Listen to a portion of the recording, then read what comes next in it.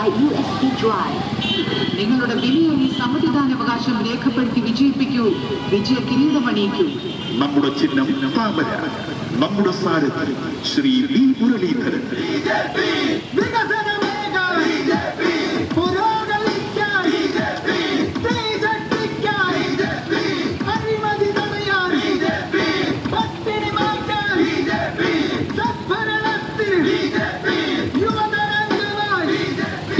ജനവിഭാഗങ്ങളുടെ കൂടെയുള്ള സഹോദരൻ ശ്രീ വി മുരളീധരൻ ഇതാ നമ്മോടൊപ്പം. യുക്രൈൻ യുദ്ധഭൂമിയിൽ നിന്ന് നന്ദിപൂർവ്വം സ്വരൂപിച്ചു കൊടുത്ത പണം സ്ഥാനാർത്ഥിക്ക് കെട്ടിവെക്കാനുള്ള പണമായി സ്വീകരിച്ച ഹൃദയവിശുദ്ധിയുടെ പ്രതീകം ശ്രീ വി മുരളീധരൻ. നമ്മുടെ സാരഥി ശ്രീ വി മുരളീധരൻ, നമ്മുടെ ചിഹ്നം താമര.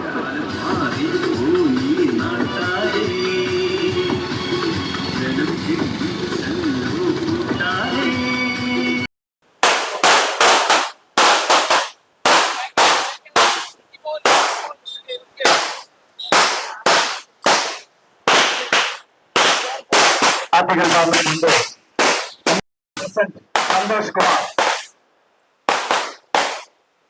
മണ്ഡലം മഹിളാ മോർച്ചയ്ക്ക് വേണ്ടി ബിന്ദു, BMS മേഖലാ വൈസ് പ്രസിഡന്റ് പ്രശാന്ത്, വിശ്വകർമ്മയ്ക്ക് വേണ്ടി വേലായുധൻ ആശാരി,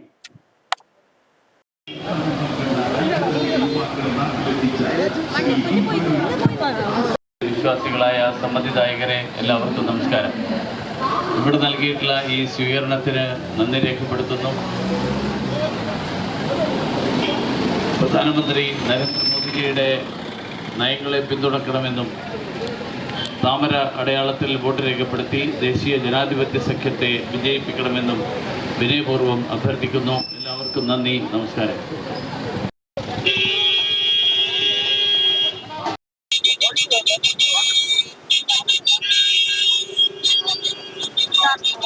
കേന്ദ്രമന്ത്രി നമ്മുടെ ആറ്റിങ്ങലിലേക്ക് എത്തിയ സമയത്ത് ഇപ്പോ ദിവസങ്ങളായിട്ട് പര്യടനം തുടരുകയാണ്.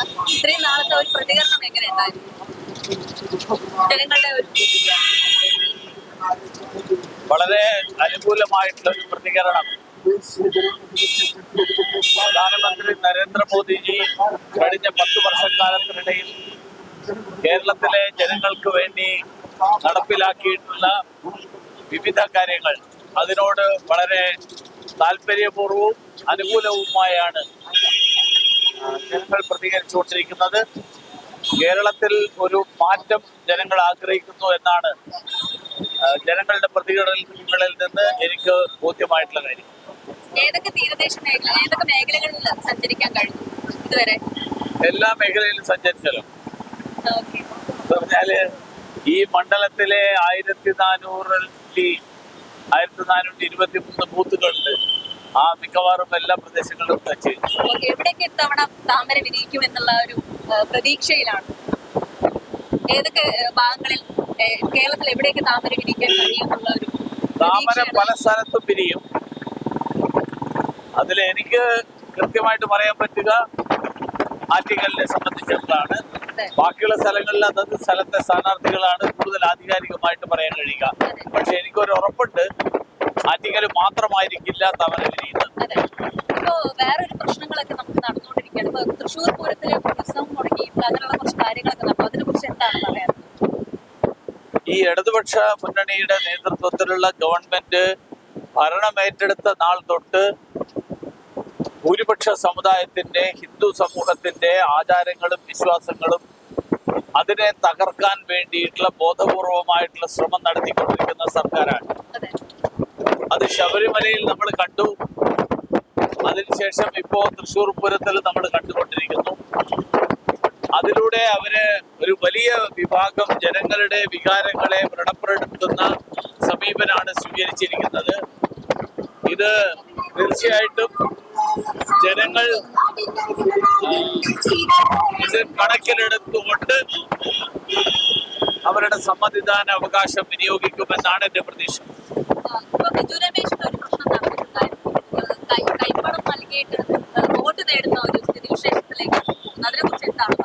അല്ല, ഈ പണം നൽകി എന്നുള്ളത് ചില മാധ്യമങ്ങൾ റിപ്പോർട്ട് ചെയ്തു. പക്ഷേ പോലീസ് കേസെടുത്തിട്ടില്ല. പോലീസ് കേസെടുക്കാത്തത് മാർക്സിസ്റ്റ് പാർട്ടിയുടെ നേതൃത്വവും കോൺഗ്രസും തമ്മിലുള്ള ഒരു ധാരണയുടെ ഭാഗമായിട്ടാണോ എന്നുള്ളതാണ് എൻ്റെ സംശയം. എന്തായാലും തെരഞ്ഞെടുപ്പ് കമ്മീഷൻ ഇത്തരത്തിലുള്ള പ്രവണതകളെ കർശനമായിട്ട് നിയന്ത്രിക്കാനും അങ്ങനെയുള്ള നീക്കങ്ങൾ നടത്തുമ്പോൾ അതിനെ തടയാനുമുള്ള നടപടികൾ ഉണ്ടാകണം. കേരളത്തിലെ ജനങ്ങളും ഈ കാര്യത്തിൽ ജാഗ്രത പാലിക്കണം. കാരണം കേരളത്തിന്റെ സംസ്കാരമല്ല പണം വാങ്ങി വോട്ട് കൊടുക്കുക എന്നത്. ഇപ്പോ നമ്മുടെ ഗവർണർ സർക്കാർ ഇഷ്യൂ ഇപ്പോഴും നടന്നുകൊണ്ടിരിക്കുന്ന ഒരു സാഹചര്യമാണ്. അതിനെക്കുറിച്ച് എന്താണ് പറയുന്നത്? അതിന്റെ പോരാട്ടം ഇപ്പോഴും തുടരുകയാണ്. ഇപ്പൊ എന്താ പുതിയ വല്ലതും അല്ല, നേരത്തെ തന്നെയാണ് അവിടെ ഒരാളെ രണ്ടുപേരെ രക്ഷിച്ചായിരുന്നു. അപ്പൊ നമ്മൾ ഇന്നലെ അവിടെ പോയില്ല. അപ്പൊ രണ്ടുപേരും കൂടി രക്ഷിക്കാനുണ്ട് എന്നുള്ളത്. അപ്പൊ അതിനെ കുറിച്ച് എന്തെങ്കിലും പറയാം? എല്ലാവരെയും തിരിച്ചു കൊണ്ടുവരിക എന്നുള്ളതാണ് നരേന്ദ്രമോദി സർക്കാരിന്റെ നയം. കഴിഞ്ഞ കാലങ്ങളിൽ അതിനുവേണ്ട നടപടികൾ കൈക്കൊണ്ടിട്ടുണ്ട്. ഈ റഷ്യയിൽ അകപ്പെട്ടിട്ടുള്ള തട്ടിപ്പിനിരയായി റഷ്യയിലെത്തിയിട്ടുള്ള ആളുകളെയും തിരിച്ചു കൊണ്ടുവരാനുള്ള ഊർജിതമായ നടപടികൾ ആ നടപടികൾ